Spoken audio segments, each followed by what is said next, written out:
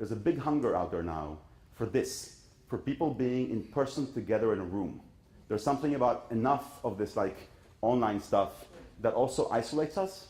And that, by the way, there's one, I'm jumping around, you guys are with me, yes? There's another huge thing that's happening with this online communication is that, and again, many of you remember this, before you have the web, if as a community, something really annoys us or moves us, and you want to share that with other people, in the end you have to come out of your house, right? You have to go down to the square, to the pub, to something. If you remember, this struck me really, really strongly a few years ago when there was that oil spill in the Gulf. You remember, we were all watching this live stream of this oil pouring into the Gulf. And people were totally annoyed, sort of freaked out. But you could just go and tweet about it, or get on Facebook and sort of say, this is so annoying. 30 years ago, people would have gone to the local BP gas station and say, stop this freaking thing. Now, you can sort of let the web and the internet and social media are an amazing tool for letting off steam. I mean, think about for the powers that be, it's wonderful. They can do something that really annoys us. We have a channel to let off steam. The steam is gone, and there it ends. Yeah. And so I think that if you really want to do something about this gap between intention and action, you have to pull out what people actually want to do, what they care about, right? And so, for example, we don't have time right now, but imagine an exercise right now where all of you take little Post-it notes and you go to this wall and you say, I care about X. I would like to do something about Y. And right here, you would discover connections in this room that are latent and potential right now, right here.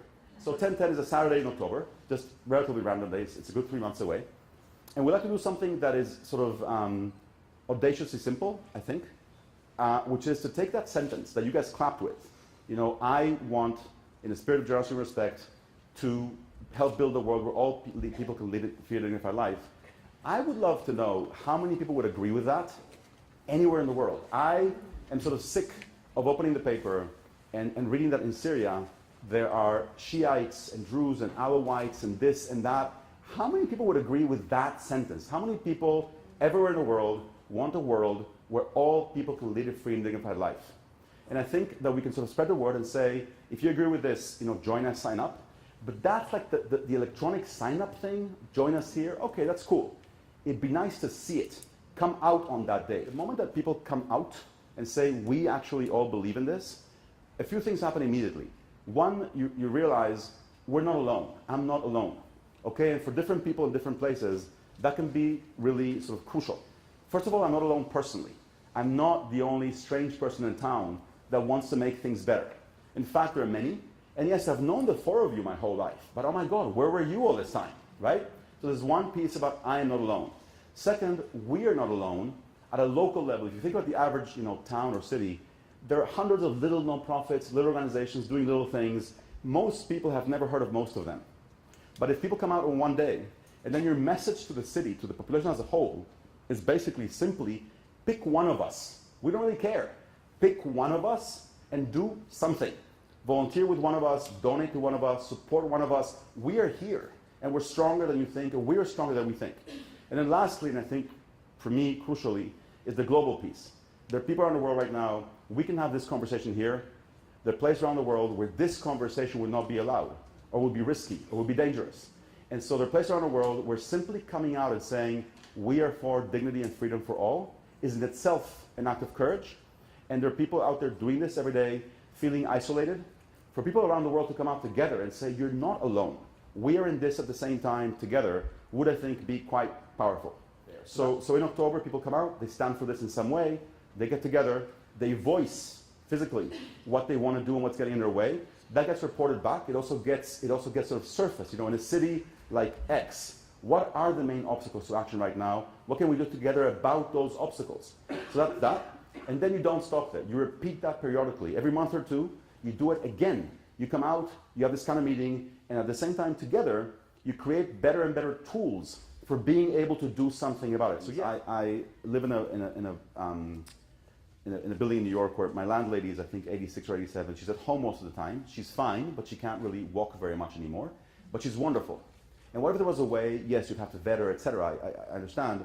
What if you could match her with a 15-year-old girl somewhere in the world, and all she does is once in a while tell her that today she's beautiful. That's all. The girl is going shopping and is sort of trying out 3 shirts and sends this woman a photograph of herself in the mirror, and the lady says, that one fits you better.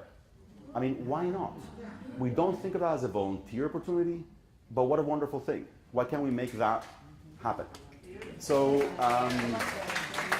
you're going to make me cry. This is not fair. So, yes. Hi. My name is Emil Volchek, and I'm with the Baltimore Society. I'd like to hear about Idealist.org, the organization, Sure. and how we might partner at a local level, if there are services that we can use. So Idealist is a 501c3. We're a 501c3. We have an office in Portland, an office in New York, split half and half. A staff of about 40 right now, half of which is technical and does this sort of technical work, half of which gets back to people and does this kind of work, and hopefully more of that. There's a local collaboration. It's let's do this together. Let's learn from you. Let's learn from what's happening already in North Carolina. Let's happening from what's happening in Long Island. But it's not about opening an office or providing a service. What we like to do is provide what the Ms. Foundation did so well with this is, if you like, provide cover, right? There are people right now around the world that would like to come out for something, that would like to organize a meeting where at work they would say, hey, at lunch next week in the cafeteria, let's all say what's bugging us about the company, about the world, etc. And they want to do it without feeling weird or unique or maybe threatened. What we can do together, and it's a cumulative effect, is give each other cover for doing it. So I can bring my daughter if you bring your daughter. I will come out if you come out. I will dare to raise my hand and ask a question at work about why we pay our lowest paid people so little if I know that other people are doing it too.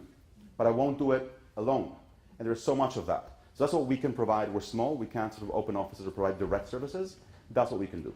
Working with others in a spirit of generosity and mutual respect, I want to help build a world where all people can lead free and dignified lives. That's first person. If we say it together, and that can vary, working together in a spirit of generosity and mutual respect, we want to build a world where all people can lead free and dignified lives. So that's the statement, and hopefully you don't strongly oppose that. Yeah. Okay. And we have this plaque for you. Thank you. The American Ethical Union expresses its deep gratitude to Ami Dar for his participation as the keynote speaker on sustaining the future of the world at our 100th annual assembly. Thank you so very much. I've never. Thank you.